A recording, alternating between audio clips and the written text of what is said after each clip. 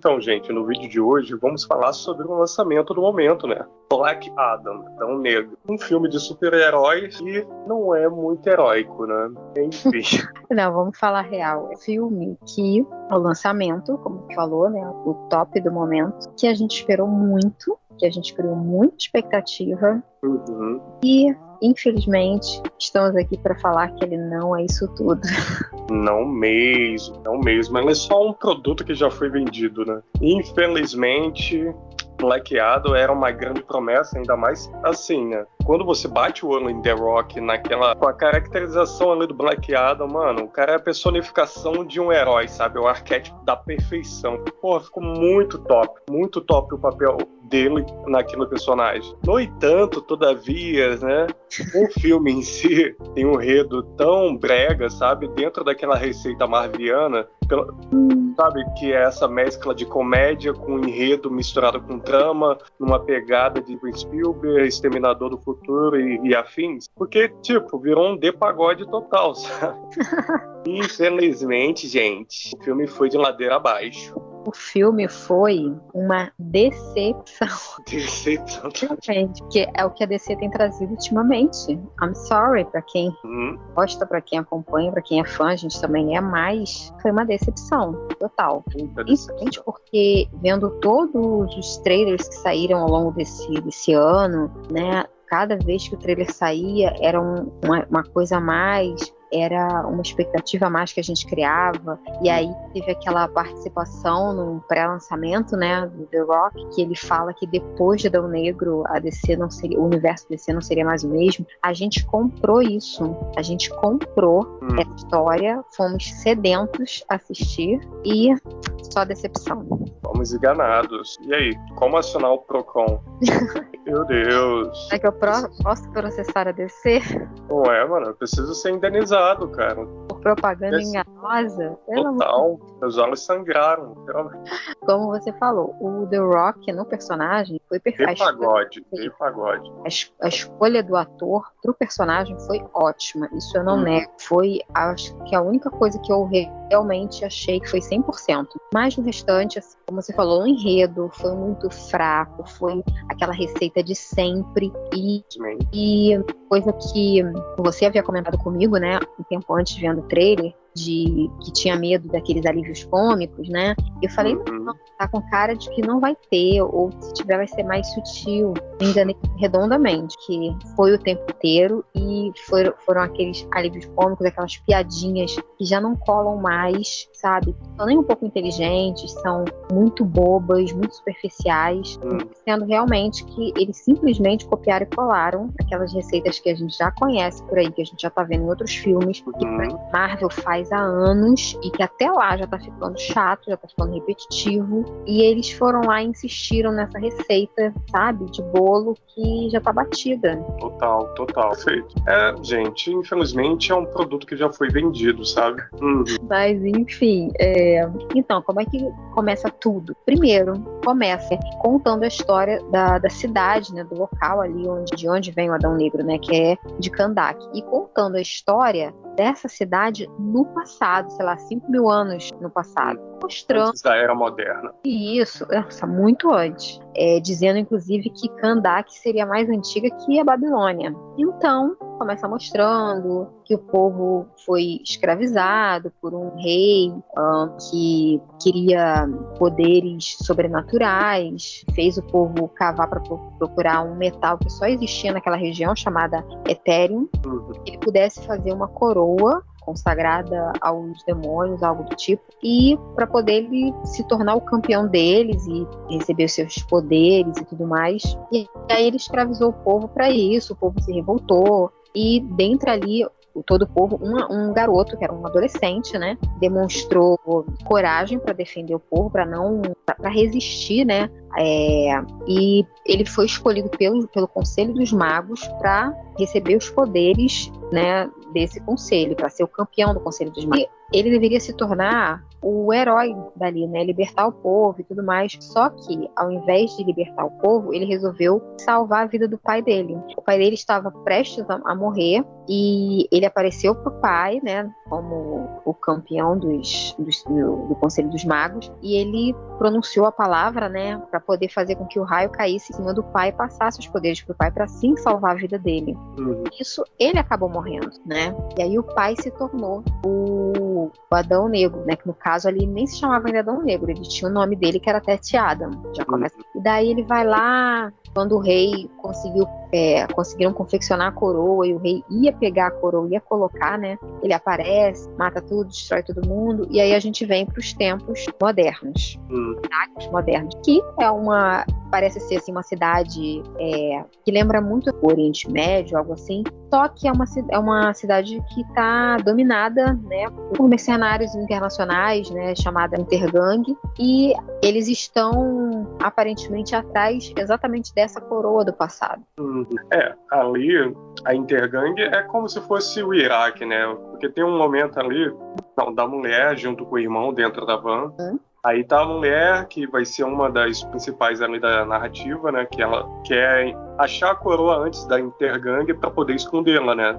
Esse exército internacional que tá sitiando ali Kandak. Aí o garoto fala assim: vocês estão aqui no nosso país, né, como uma força neo-imperialista só para roubar os nossos recursos naturais, o que era uma verdade mesmo. Eles queriam saquear o Ethereum e também a coroa, né, obter aquele poder. Aí, enfim. Mas enfim, aí fica nessa receita de eles vão atrás da coroa para evitar que os mercenários consigam a coroa, e, né, enfim, por fim eles acabam achando essa coroa.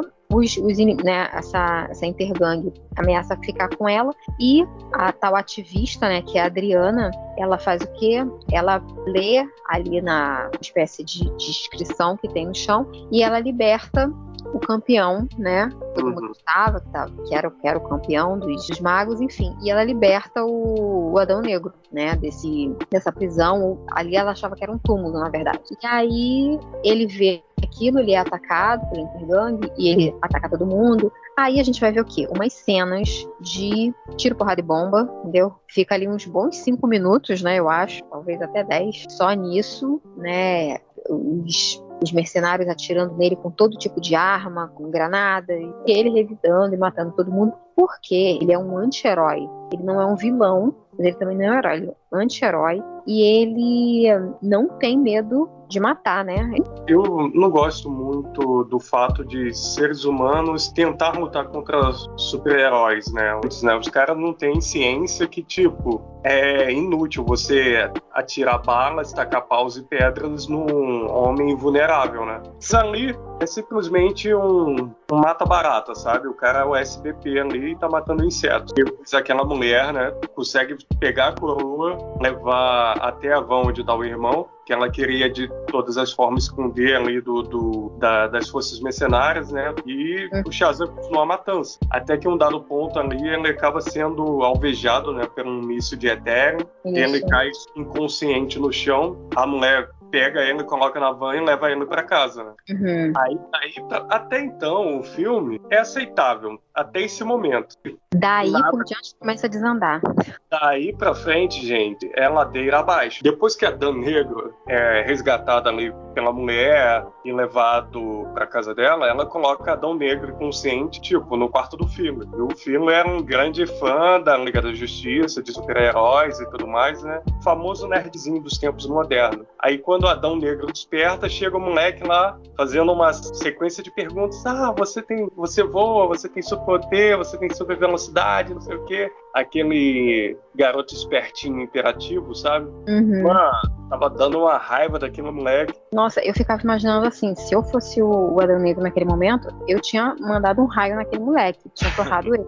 Chatão. Sabe o que ficou me lembrando? Não, agora sabe o que ele me lembrou? Ele me lembrou aquele filho do Kratos. Caramba! Matheus. Não, tô jogando aquilo ali, eu queria matar o garoto. Chato demais. Muito chato. Então, tipo assim, foi a mesma coisa. O garoto ficava o tempo inteiro e ficava metendo coisas doidas assim no meio, tipo, você precisa de uma frase de efeito, você precisa de uma efeito, você tem que falar assim pros bandidos, olha, diz que o homem de preto mandou recado, e que não sei o quê. Nossa, assim, uma coisa chata, insuportável. Demais, cara. Ficou bem naquele tom do Exterminador do Futuro 2, né? Com John Connor tentando ensinar ao T-800 a falar aquela frase de efeito, hasta la vista, baby, sabe? Exatamente. Cara, tava muito, assim, nítido isso. Aí, enfim, depois que passa toda essa lorota ali daquele garoto, como que eu posso chamar ele, de meleca, empurrando aquelas ideias, assim, de frases de efeito e tudo mais, né? Aí começa a aparecer a origem da Sociedade da Justiça. Isso. A Amanda Waller, né? Ela convoca a Sociedade da Justiça para intervir e até Kahndaq intervir, né? E dar um jeito de prender o Adão Negro, né? Que ela sabe o quão poderoso ele é e tudo mais. Então ali a gente vê aquela reunião, eles começam a se reunir, vão todos para a casa do que seria o líder da Sociedade da Justiça, que é o Gavião Negro, que ao meu ver parecia uma versão assim um grosseira do Homem de Ferro, né? Um ricaço, um casarão e muita tecnologia. Fizeram uma cópia 2 em 1, né? Fizeram o Homem de Ferro com o Falcão Negro, né? Negro e o Gavião. Depois a gente tinha uma outra que chegava, que seria a Ciclone, que era uma menina, uma nerd, né? Aí eu pensei, uma versão pobre da Tempestade, que é a única coisa que ela pode ser, uma versão pobre, porque tá longe, né? E eu não tô falando isso porque eu sou Marvete, não, tá? Eu gosto tanto dos heróis da DC quanto dos heróis da Marvel. Pra mim, não tem essa história. Eu não sou nem pró um nem pró o outro. Eu gosto dos dois. Depois a gente tem o Esmaga-Átomo, que eu, quando vi a primeira vez ele usando os poderes, eu só consegui lembrar do Homem-Formiga. Só que o Homem-Formiga, ele tanto fica pequenininho como fica gigante. E o Esmaga-Átomo só fica gigante. É um idiota, tá? Já vou adiantando. É um idiota, não fazia nada. Não, tentava ser o alívio cômico também da história. As coisas ridículas, os momentos ridículos que eu ficava, gente. Esse personagem é agora. Que não ia fazer falta no restante do filme. E o que seria o segundo principal, né, da Sociedade da Justiça, que era o Senhor Destino. Que eu queria muito ver em ação. Eu queria muito, quando eu soube que teria esse personagem na história, eu queria muito ver em ação. E eu também me decepcionei um pouco, não pelo ator escolhido, porque o Pierce Brosnan se encarnou super bem, o Senhor Destino, só que o Senhor Destino, para quem já conhecia a história dele, sabe quão poderoso ele é. E na história da Negro, os poderes dele não foram bem aproveitados. Não foi mostrada a forma mesmo como ele age, né? E não foram bem aproveitados. Eu acho que foi muito fraca a participação do Senhor Destino na história toda, sabe? Um personagem tão rico no universo DC, e eu acho que foi aproveitado de uma maneira muito pobre, sabe? Tal demais, né? Porque assim, os skills, as habilidades do Senhor Destino era só se multiplicar e depois dar sarrada no Adão Negro, né? Parecia que ele amava o corpo do Adão Negro, porque assim, ele se multiplicava, fazia os jutsu clones da sombra e ficava agarrando o cara, sabe? Pelo amor, velho. Ai, gente. Só que ia fazer. E o mais engraçado, porque assim, depois que é formada a Sociedade da Justiça, são enviados até Kahndaq para tentar conter ali o Adão Negro. Só que assim, a proposta deles, a priori, a ideia deles é tentar conversar, né? Ter uma conversação para ver se consegue capturar o Adão Negro e depois manter ele aprisionado. Só que assim, quando eles chegam para ter essa conversa com o Adão Negro, simplesmente, qual é as palavras do Senhor Destino mesmo? O Senhor Destino chega e fala para ele assim: Tete Adam, esse não é o seu lugar. Ajoelhe-se ou morra. Eu parei e falei assim, gente, o Senhor Destino não falou, né? Porque há 5 minutos atrás ele estava falando, assim, dando a entender que era para todo mundo ficar calmo, que era para tentar conversar, que era não sei o quê. E aí, de repente, ele vira e ele fala isso. Falando para um cara que foi escravo a vida toda, que tá 5.000 anos atrasado na história da humanidade. Enfim, mano. O que era para ser uma captura, uma conversação pacífica, acaba virando um desastre, né? E como de praxe, tem aquela destruição da cidade e a briga entre a sociedade Sociedade da Justiça com Adão Negro. Que é, assim, que chega a ser ridícula, porque nenhum dos 4 tem condição de bater de frente com ele. Óbvio. Nenhum deles. Então, assim, chegou a ser patético isso, porque no grupo não tinha ninguém que você pudesse dizer assim, aquele ali, ele vai conseguir, nem que seja um empate, sabe? Nem que eles vão ficar ali no nível de empate. Não, porque o tanto que ele bateu nesses 4, olha, vou te contar. O tanto que ele bateu os 4, você fica com pena. Você fala assim, gente, não precisava. Não tinha necessidade de escorraçar a Sociedade da Justiça desse jeito. Daí eles ficam tipo, decidindo o que eles vão fazer, porque estão apanhando e não sabem o que faz e tal. E aí descobre que a Adriana, que é ativista, tá com a tal da coroa. E tenta convencê-la a entregar a coroa pra ele, mas ela despista e entrega pro filho, que some. Assim, fica numa história de, né, a intergangue atrás da coroa, a Sociedade da Justiça querendo que o Adão Negro se entregue, e entregue assim, de livre e espontânea vontade. Aí fica nessa enrolação, nesse lenga-lenga, uma boa parte. E assim, 1h30 de filme é só isso, sabe? Essas brigas inúteis entre o Gavião Negro e o Adão Negro.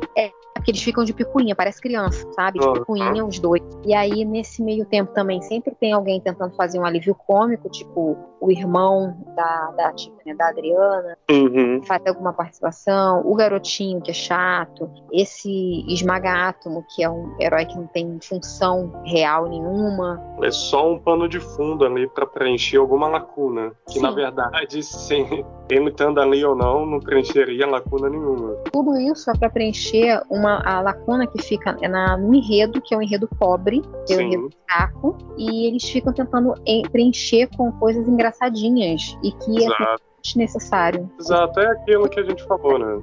É uma cópia do que já foi vendido, né? E é aquela fórmula inútil de tentar introduzir uma comédia que é muito mais forçada do que engraçada. Não fique repetindo isso o tempo inteiro, porque fica cansativo. Enfim, porque assim, o filme só vai começar mesmo no final, quando o cara finalmente pega a coroa de Sabak, né? E o cara é um herdeiro consanguíneo direto de Acton, que é o rei que governava Kahndaq naqueles tempos. O Adão Negro surgiu, né?